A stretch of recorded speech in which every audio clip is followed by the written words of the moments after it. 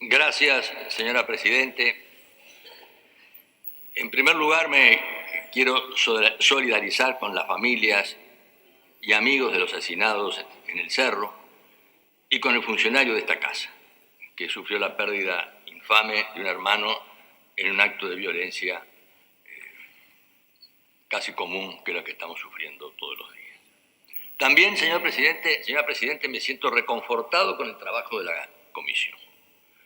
El proyecto logró consensos y respetó diferencias. Y muchos de los temas que abordamos, es cierto, vienen del pasado. Pero no se trata de pasar cuentas ni de erigirnos en una fuerza refundadora del país. Una cosa es aprender del pasado y otra es buscar en los errores de los demás la causa de todos nuestros males. Este proyecto de ley, que tiene su hilo conductor, más allá de que se argumente que es de carácter inorgánico, se refiere a una visión del país. Recoge, y esto es muy importante, las inquietudes de la gente. Va al encuentro de sus necesidades, de sus derechos fundamentales, y en particular de los más vulnerables. Las mismas leyes vinculadas a actividades importantes de la defensa del trabajo eran, por ejemplo, y fueron la ley de forestación, de zonas francas, la ley de puertos, la ley de inversiones y varios tratados de inversión y doble tributación, empezando por el de Alemania, que no fueron votados en su oportunidad por la oposición y que nunca fueron derogados en 15 años de administración. Alguien estaba en lo correcto, o mejor dicho, algunos adelantos de la modernidad fueron recogidos después por gobiernos posteriores.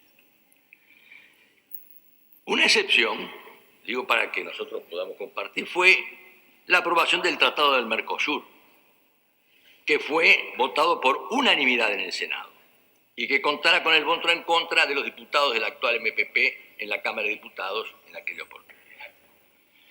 Digo esto para que veamos cómo se puede construir una idea donde se puedan hacer concesiones en las rigideces ideológicas para que las negociaciones se resuman siempre en insatisfacciones compartidas, pero sobre todo tomando en cuenta el interés nacional. En esa oportunidad tuve el honor de ser informante único del proyecto. Y recuerdo que el senador Astori, que lamentablemente no está acá y espero que tenga una pronta recuperación, me pidió que la presentación la hiciera, una palabra textual, con asepsia. Y así se hizo y así se aprobó.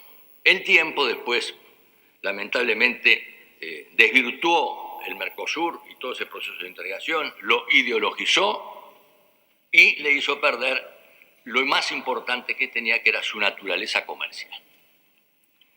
Estas son apreciaciones para ir después al corazón de lo que es nuestra visión política de este proyecto. Acá hay una histórica identificación con la fuerza de la ley. Herencia que sí debemos transmitir de un gobierno a otro, el respeto a la ley y la Constitución, y que no es otra cosa que la libertad. Que quede claro, señora Presidente, la democracia no deja herencias malditas. En todo caso, transmite buenos y malos resultados. La intolerancia, la soberbia y la violencia, esas son la peor maldición que un pueblo y las nuevas generaciones pueden heredar. Me comprenden las generales de la ley en todas cosas por la especialización. Somos parte de un nuevo escenario global.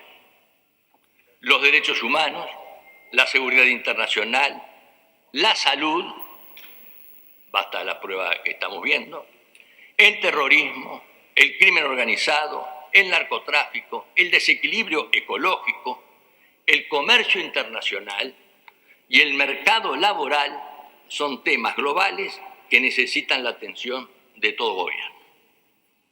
Nuestro país es hijo de la geografía y de las condiciones que definen también su estructura productiva e incluso sus condiciones este relacionamiento político como lo vemos en la corta historia, entre otras cosas, de las dictaduras que vivimos.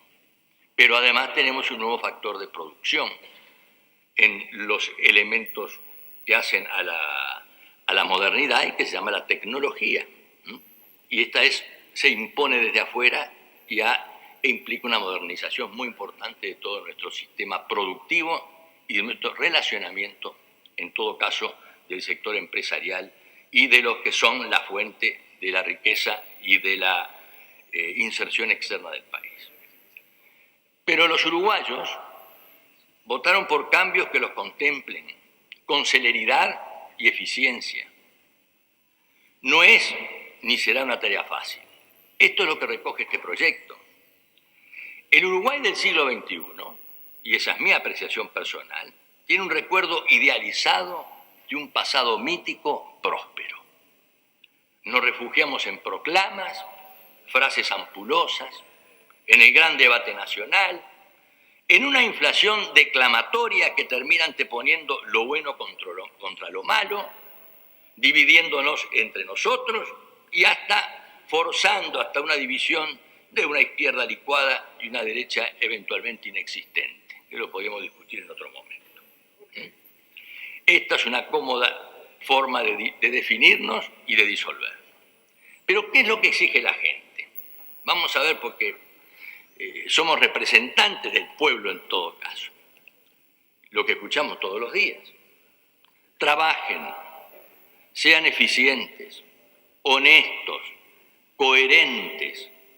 No me prometan lo que no van a cumplir. No me hablen del pasado. Los problemas de mi familia son hoy. Mientras ustedes pelean, nosotros tenemos problemas que ustedes no atienden.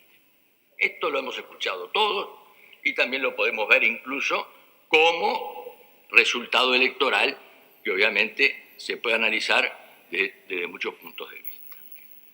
El proyecto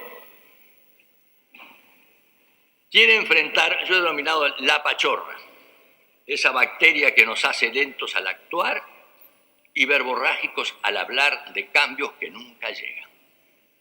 Una cultura contraria a la realidad, a la modernidad, alimentada de memorias históricas, nostalgias viejas, de una retórica que se resiste una y otra vez a enfrentarse a la tosudez de los hechos. Por eso, la visión que los años y el tiempo nos permiten realizar nos exige que no nos podemos dar el lujo de postergar reformas anunciadas y aplazadas durante años. Tampoco resignarse el gobierno a que deba concentrarse, como se le ha pedido, en luchar solo contra la pandemia del COVID-19. El sistema político, para todos nosotros, tiene que impulsar reglas de juego para estabilizar la macroeconomía y enfrentar la llamada brecha social con políticas públicas consistentes. Por eso el proyecto es la antesala de la rendición de cuentas y del presupuesto quinquenal que fijará metas, objetivos y asignará recursos para este periodo de gobierno. También me hago cargo, señora Presidente, de la resistencia que se ha expresado en sala, que es parte de la dinámica de la democracia. Pero me sumo a la voluntad política del Poder Ejecutivo de recorrer el camino que apunta.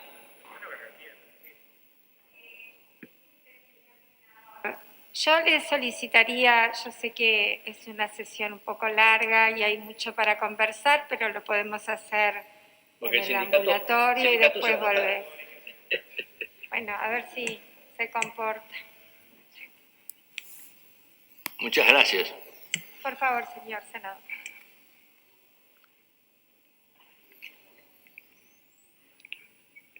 Me hago cargo, señora Presidente, de la resistencia expresada, pero me sumo a esta voluntad del Poder Ejecutivo, que apunta, y acá está el tema, a reconstruir el tejido social.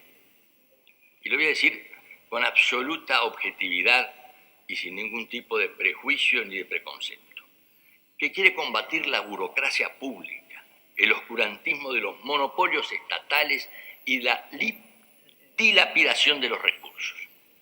Me remito a los ejemplos, no voy a entrar en este. De esto se trata este proyecto. Es una respuesta de sensibilidad política y jurídica a la señora que tiene miedo de salir de su vivienda, al policía que necesita el respaldo legal para actuar, a la madre que quiere que sus hijos se eduquen para superarse, a los cientos de miles de trabajadores informales que no tienen sindicato que los represente, a los que quieren pagar en efectivo en los comercios de su barrio, y en especial los habitantes del interior profundo, y al pequeño empresario que cada mes paga tributos y tarifas públicas que terminan llevándolo a la opción de cerrar o sumarse a la informalidad. También a los trabajadores que declaran una huelga, a otros trabajadores que desean trabajar y a los empresarios que quieren ingresar a sus establecimientos.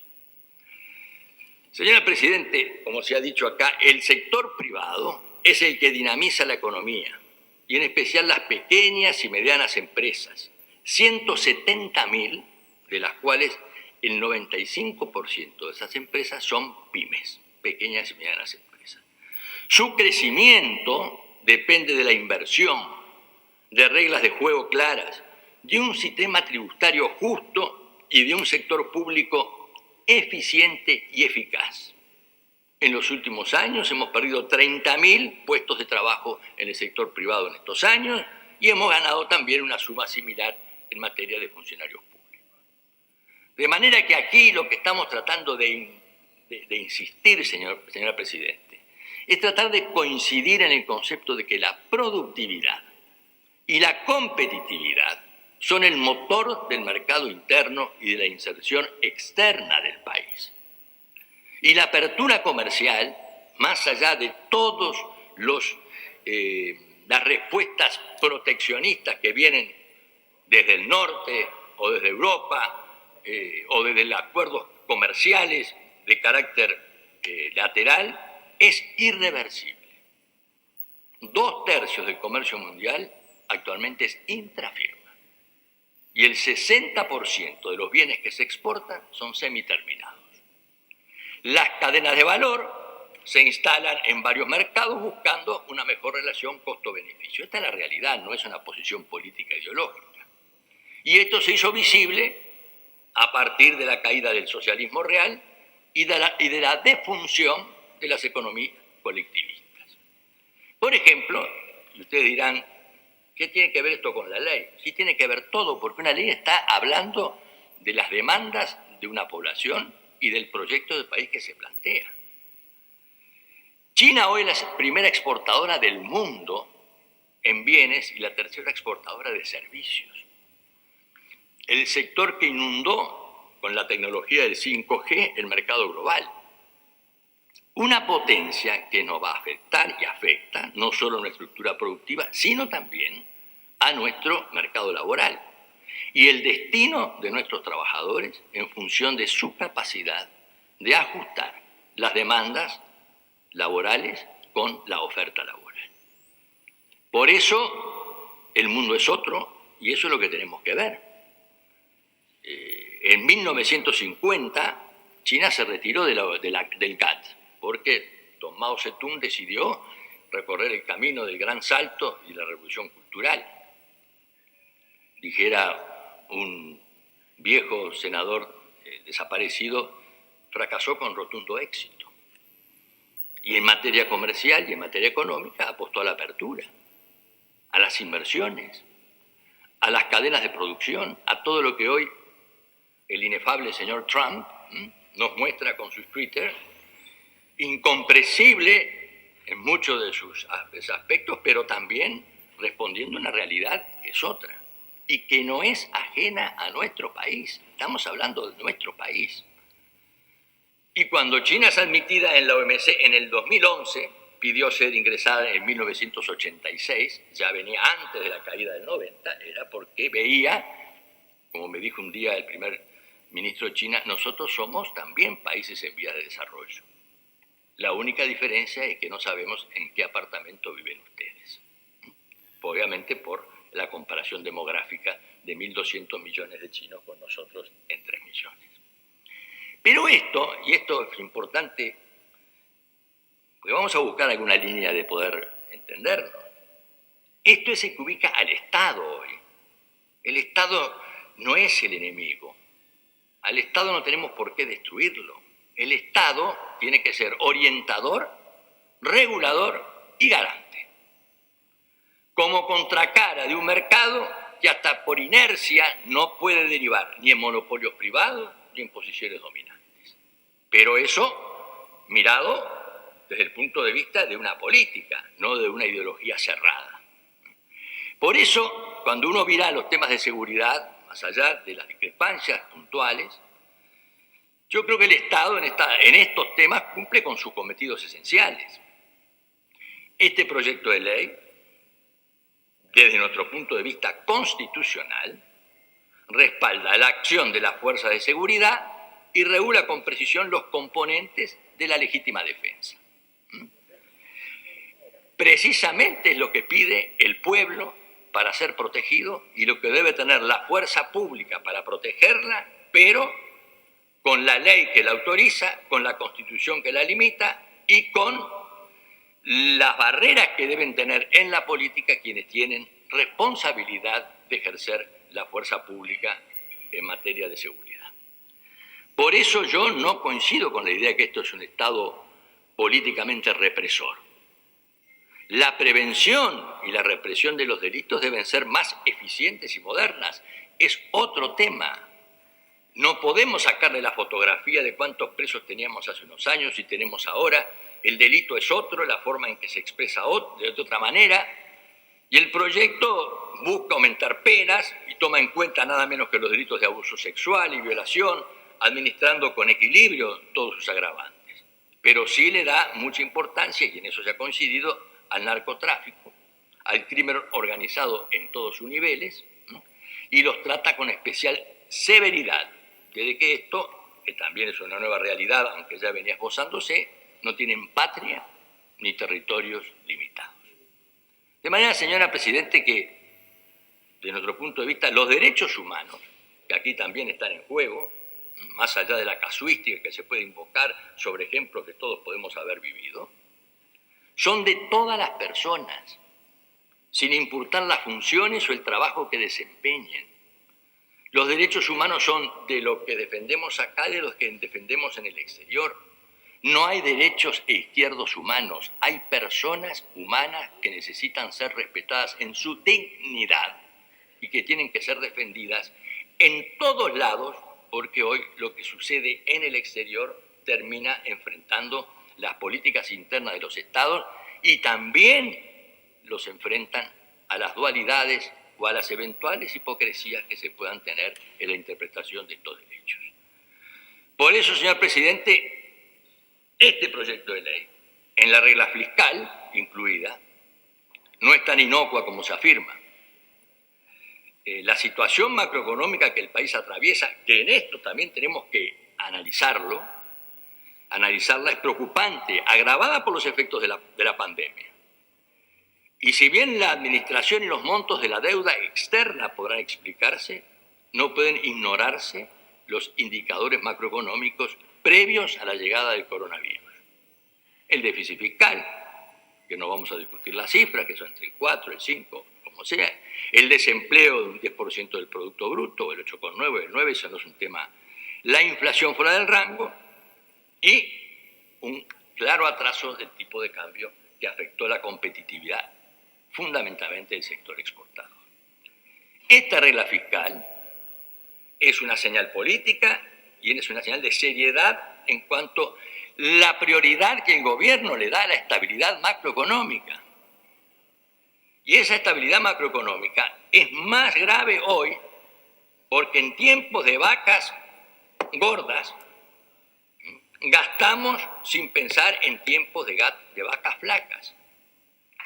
Y esta regla fiscal está determinada en función del resultado fiscal ajustado por el ciclo económico e incluye la administración central, los entes autónomos, servicios y demás entidades estatales. Lo mismo podemos interpretarlo con las normas de inclusión financiera. Acá no se trata de hacer buena letra con algunos organismos internacionales, que la hicimos y la hacemos. Tampoco se trata de vivir asustados porque técnicos muy especializados nos digan que vamos a entrar en una lista gris. Acá lo que no puede ser es que se nos amenace con que de afuera las organizaciones que no integramos, como es la OCDE, que es de países desarrollados, nos marquen la pauta de nuestro comportamiento y mientras tanto nos ha costado explicar muchas veces algunas valijas que vinieron desde Buenos Aires y todavía algún sindicalista argentino que llegó a tener hasta un zoológico propio en el Uruguay. Entonces, señora Presidente, no es un tema de la casuística, pero vamos a tampoco... Ahora nos transformamos en que somos los primeros alumnos de los que buscan a los países en vías de desarrollo. El señor Sarkozy, que no pudo, ni siquiera pudo arreglar el tema, o no quiso el tema de Luxemburgo y todas sus sociedades, nos anunciaba con el dedo a nosotros. Nosotros nunca fuimos un paraíso fiscal, señora Presidenta. Nunca fuimos podremos tener disciplina y regla, y es muy importante, pero no en este tema donde ahora nos vamos a rasgar las vestiduras porque tenemos que cumplir con quienes nos exigen determinadas conductas económicas que van más allá de lo razonable. Lo otro, estamos en materia de flexibilidad, de las opciones de compra, eso podemos discutir en su momento y vamos a ver. Pero también es importante que se interprete bien en este tema de libertad financiera, no confundir los instrumentos de pago con las medidas simplificadas para no duplicar los controles. Es un tema conceptual. La educación, parecería que ya, esto es parte de esta declamación que tenemos. Todo el mundo, todos asumimos que la educación está mal. Que ya no es esa educación que nosotros durante tanto tiempo nos sentíamos orgullosas. Pero que nadie puede negar que se debe fortalecer el sistema educativo con la participación de nuevos actores. Que los educandos, el niño y el joven son la prioridad, señora Presidente. No son ni los sindicatos por el esfuerzo que hacen, que también se reconoce, ni tampoco ninguno de esos sectores o corporaciones con tintes ideológicos que quieren superponer su interés, que puede ser legítimo, sobre el interés nacional, que es el que prevalece. Y acá no estamos ni derogando la autonomía, lo que estamos combatiendo es la autarquía y el concepto de participación, que es un elemento que disgrega y afecta nada menos que la base del sistema republicano, que es la representación. Y acá estamos nosotros, tratando de dar señales para ir recorriendo este camino. El Uruguay se acostumbró a verse a sí mismo como un país educado. Pero cuando los informes enfrentan al dato frío de que el 70% de los jóvenes no adquieren habilidades mínimas y todo lo demás, el sentimiento que uno tiene es demoledor. Y no me voy a detener en el fracaso, pero la gente, que somos todos, necesita respuestas urgentes, imperiosas, los niños, las familias, para recibir una educación integral, dirigida a la formación del ciudadano, del trabajador y de la persona. Este país, señora Presidenta, puedo decirlo como testigo, que le dio oportunidad a miles de inmigrantes de educarse para que sus hijos se sintieran orgullosos de su esfuerzo, no puede tener hoy un sistema educativo en el que, en vez de recibir a los que quieren tener una oportunidad, lo que ve es fugar a sus jóvenes que tienen capacidad intelectual y de educación para realizarse fuera del país. Este es el tema. Es una lucha entre el alfabetismo y la modernidad. Y lo tenemos que plantear no desde el punto de vista ideológico, pero acá no se puede decir, ni podemos decir, bueno, la autonomía de tal naturaleza y la privatización. Yo no sé lo que es la privatización. Yo lo que sé es que estos niños, que son los que tienen más dificultades, lo primero y el primer refugio que tienen hoy es la plaza pública y la pasta base. Y si eso no lo miramos con un sentido político responsable, sin echar culpas, pero no calificando de que todo esto es parte de una ideología privatizadora o estatizadora, porque entonces vamos otra vez a volver sobre la historia para refugiarnos en las nostalgias y perder nuestro futuro. No tendremos un sistema educativo, señora Presidenta, si el corporativismo no conduce a facilitar la salida. Y este proyecto es la respuesta a una educación antigua y lenta, y un paso previo a lo que todos han coincidido, a una impostergable ley de educación que tendremos que abordar entre todos en esta legislatura. Otro tema, y esto para que vaya... que nadie piense que acá este es un tema contra el Estado y contra el sector público. Lo único que quiere cualquier persona que paga tarifas, de la UTE, de Antel, de OCE, quiere saber dónde va su plata. La que está pagando tarifa, alimentando más de 50 sociedades de derecho privado que no han sido controladas por el Tribunal de Cuentas y que nos han hecho perder cientos de millones de dólares sin que los veamos ni los sentamos. Esa la gente lo que quiere saber es dónde está mi dinero, dónde está lo que yo puse en mi litro de gasoil para alimentar determinadas obras faraónicas que después se construyeron. Eso es lo que quiere decir la gente. No está pidiendo una ideología, está pidiendo simplemente que el Estado no hay que destruirlo, hay que hacerlo creíble, que las empresas públicas tienen que ser eficientes y que los sindicatos y las corporaciones son parte también de los que no tienen sindicato, que son los únicos que lo financian. Digo esto porque ya se podemos discutir el tema de ANCAP, la desmonopolización y todo lo demás. Pero sí, claro, si nos aferramos a un tema ideológico, entonces cada uno va a decir no me tocan al Estado, y las reformas que se están planteando son hijas de la privatización o de la ideología. No es así y yo no acepto esa visión, porque para eso rescato un Estado eficiente y no un Estado oscuro y gordo que nos hace pagar a todos sus resultados negativos. No es el momento, ejemplo del Banco de la República, no es el momento de analizar los resultados del Fondes, una política destinada a financiar proyectos viables y sustentables por parte del Banco de la República. Pero yo quiero resaltar, sí, lo que la ley establece, que es la posibilidad de que se pueda financiar justamente con los recursos del Fondes las obras de infraestructura. La infraestructura, más allá de todos los esfuerzos, hace a la calidad de vida de los habitantes y a la fluidez del transporte de la producción. Es el gran instrumento de la descentralización. Sustrae del aislamiento a cientos de miles de ciudadanos que viven de espaldas a los centros urbanos, en especial de la capital. Es la deuda que tenemos los uruguayos, entre otras cosas, con nuestro proyecto productivo, con el transporte multimodal, el eje de nuestra inserción geopolítica externa.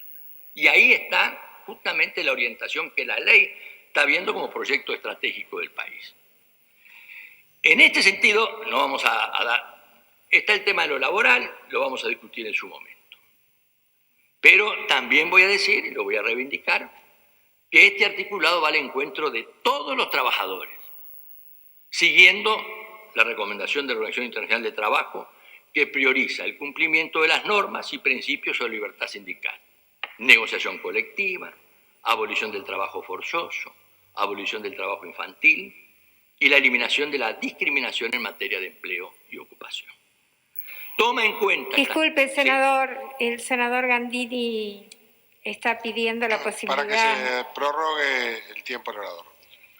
Gracias. Se procede a votar por la afirmativa, por favor.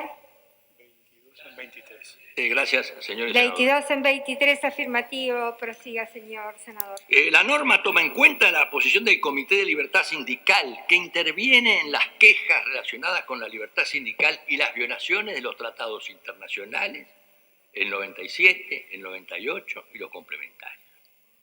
¿Y qué es lo que hace? Y aquí es el Estado que otra vez se erige como garante al poner en pie de igualdad a tres derechos: el de huelga en su modalidad pacífica, el de trabajar por parte de los no huelguistas y el de los directores de una empresa a ingresar al establecimiento. precisamente, lo podemos ir a analizar en cada caso, es lo que dispone la Constitución Nacional en determinados artículos. No hemos hablado de la importancia del monitoreo de las políticas públicas, porque esto es sí un elemento de gobierno. ¿Cómo evaluamos los resultados con lo prometido y con los recursos que asignamos? A veces discutimos, tiene que estar instalado acá, tiene que estar instalado allá. La instalación obviamente tiene que responder a la Constitución y así se ha buscado la solución.